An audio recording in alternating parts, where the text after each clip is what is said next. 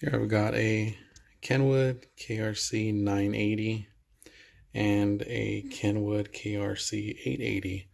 And when I was putting in a cassette to the 980, as soon as I inserted it and it tried to read it, it would get ejected really quick within a few seconds.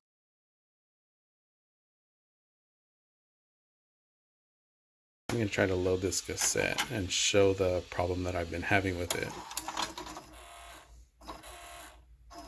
So you can hear the motor trying to spin and hear it struggle to get the cassette going. But anytime I insert it, right now it's on the B side,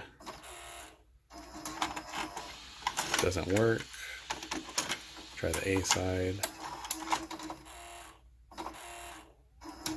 and it doesn't work either. So here's just a quick teardown video to show you how to inspect. Maybe it's something as simple as a belt replacement. And in order to do that, you can remove this screw in the back and the rest of the cover will pop off. And here's the cassette mechanism. You can remove this ribbon cable by prying up on the white tabs on this side connector, and you'll have 4 screws to remove. You have one on the back left, front right, and the back right. Once you remove this, or once you remove the screws, you'll get this cassette mechanism. And in order to inspect this, you'll want to remove this bottom cover. And you'll have 4 screws to remove here as well, and they are numbered. You got number 1, number 2, number 3, number 4. And they're pretty small, so you'll need some smaller screwdriver to remove them. And once you do that, you'll have to flip the front and kind of pop the back off. And here's the belt mechanism. And what I found is this belt is too long or stretched. Either way, it's wrapped around itself multiple times, and that is not good for the cassette mechanism to read. And that's going to be at least one of my issues with this cassette player.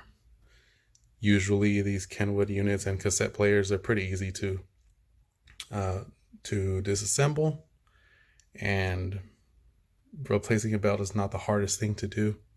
It's just a matter of finding the right belt with the right length and the right shape as well. These are square belts. You can see the corner right there. These are square belts.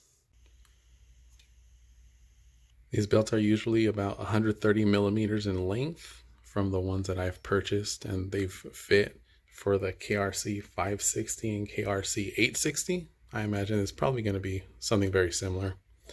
And the width of the belt is either 1.1 or 1.2 millimeters. I bought the 1 millimeter belt and it felt a little skinny, so I would go with just a little bit bigger than a millimeter, and that should work fine.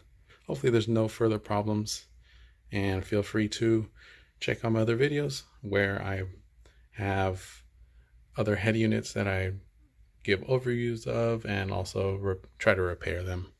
Next video coming up hopefully is a working KRC-980.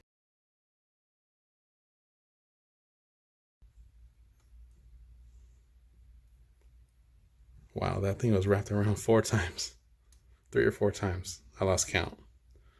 Thank you for watching, and feel free to enjoy my other videos or subscribe and follow my Instagram page for future content.